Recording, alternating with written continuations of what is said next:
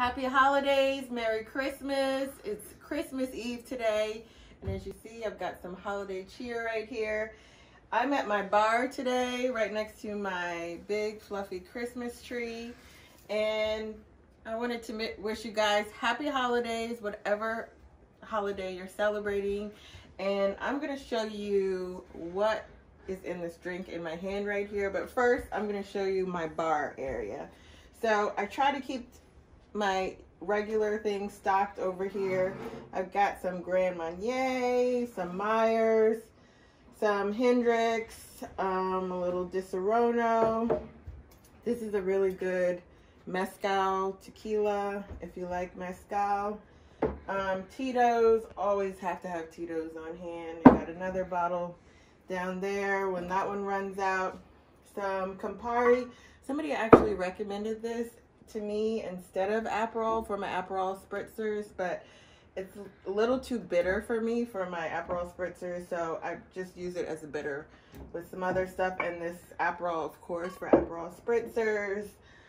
This is another tequila that's all out right now, but another mezcal that's pretty good. We're in South Carolina, so we have to have muscadine wine. Usually I have a red and white on hand too, but this is what we've got on hand today. Some mixers down there, and this is my favorite. This is a super dirty gin martini with blue cheese stuffed olives, and I'm gonna show you how I make it. Okay, so now we're ready to make our gin martinis. We've got the Hendrix here and a little extra dry vermouth over here. First thing I'm gonna do is stuff my own olives. You can get blue cheese stuffed olives already in the can, but I like the taste of this real blue cheese. So these olives are a little small, but I just go ahead and just smash it in the middle like that. And then if you do a couple, depending on how many you like in your drink, then you get that real blue cheese flavor in with the olives and the martini.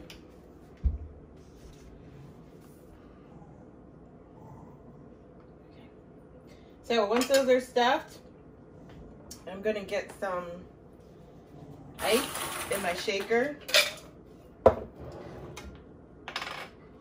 Usually I do one shot at a time in my gin martinis, but if you need a little extra holiday cheer, feel free to do 2. Oops.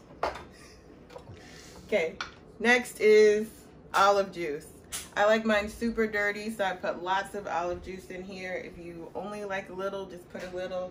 I just kind of eye it, about a shot worth of olive juice. And then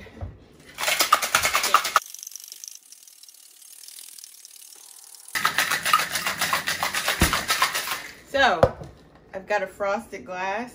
Always start with a cold glass for your martini. Next, take your vermouth, pour just a tad bit in there, swish it around, pour it out. Throw your olives in there, shake it up one more good time.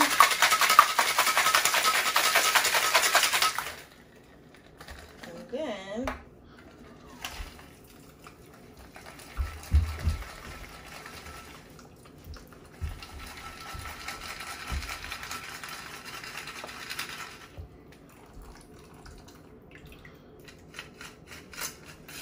and that is a super dirty gin martini with blue cheese stuffed olives.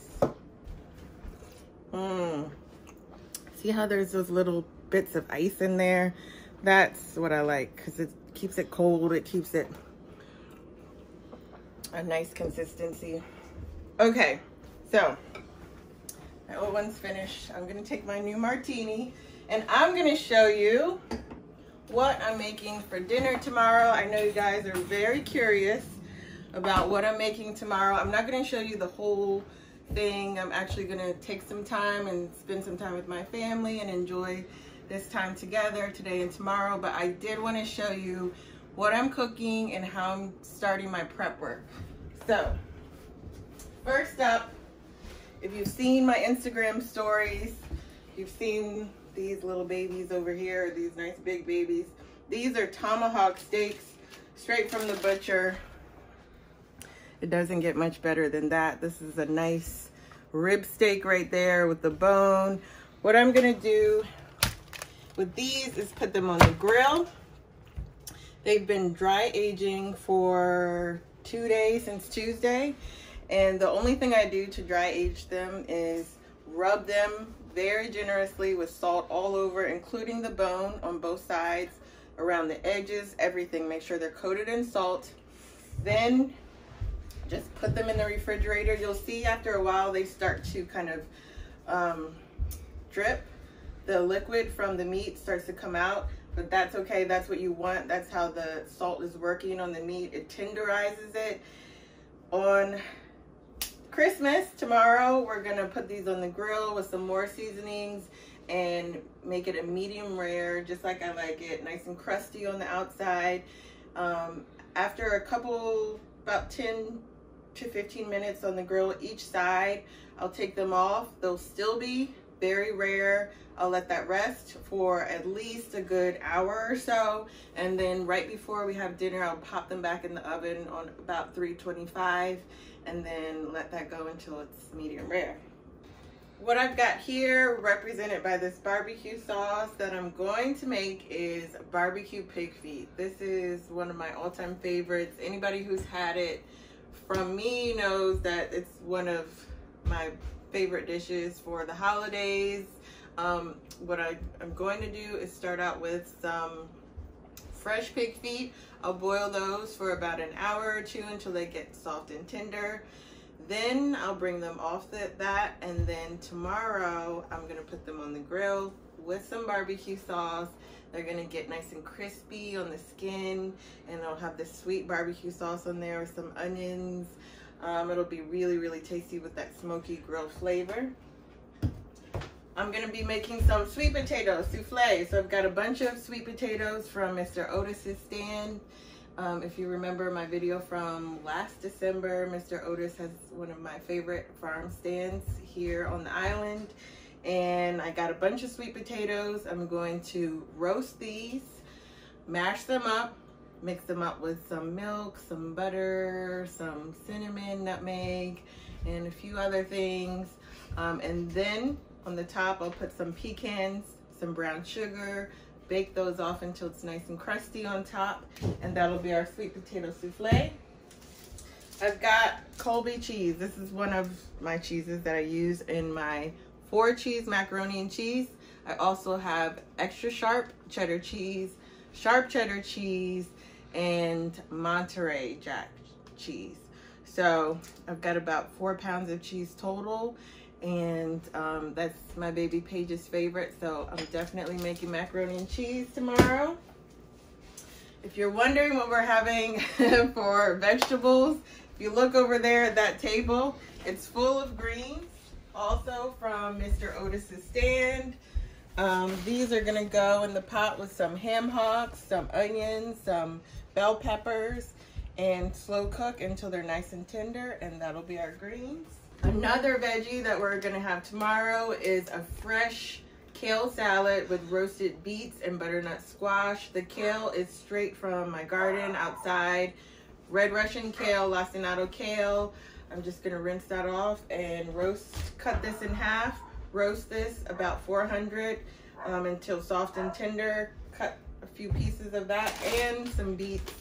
Throw it on a salad and make a warm pecan mustard vinaigrette to drizzle over top of that for the salad. And represented by the celery, because my grandma taught me to never ever eat pig feet without potato salad. I'm making fresh potato salad tomorrow. I've got some yellow potatoes. I'm gonna boil those.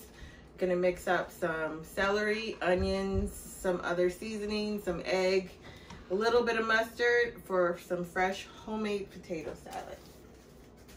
And last but not least is the dessert. So I'm not a big baker. I like to kind of freeform cook, and you can't really do that with baking. It's very exact. I do it occasionally, but I really love these pies from Carolina Cider Company. And these pies are made by Sweet Cakes, sold by Carolina Cider Company. So good. Every single one of their pies I've tried are absolutely delicious. Today I've got salted caramel apple and cranberry apple crisp. I've got some vanilla ice cream, and we're just gonna pop these in the oven for a few minutes when it's time for dessert, and that's our meal. So I hope you guys enjoyed my little description of what we're having for dinner tomorrow. If you want to see more of this food, check out my Instagram stories at Chrissy Washi on Instagram. I'm gonna have tons and tons of pics and live video of what I am cooking. I hope you guys have a wonderful holiday, and thank you for watching. I'll see you soon. Bye.